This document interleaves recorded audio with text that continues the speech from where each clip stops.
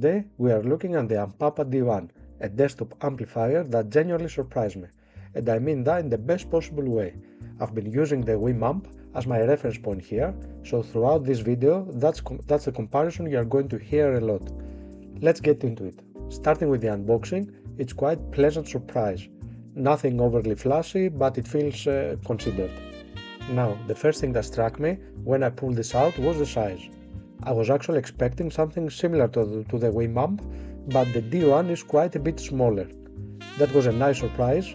It really does have a tiny footprint on my desk. In terms of build quality, I'm happy with it.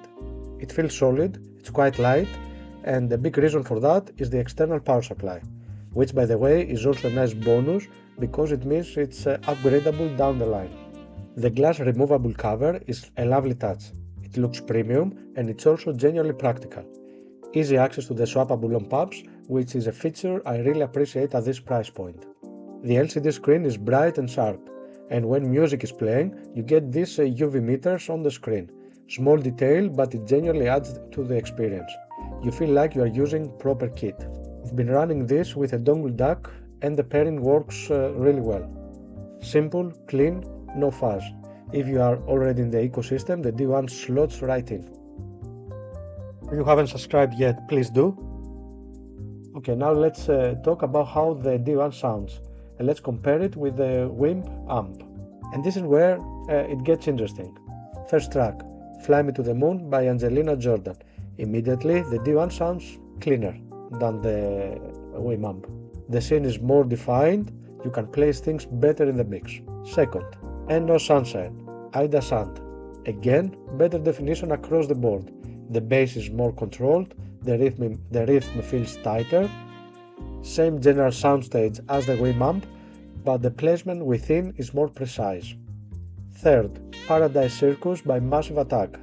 This one really shown what the D1 can do.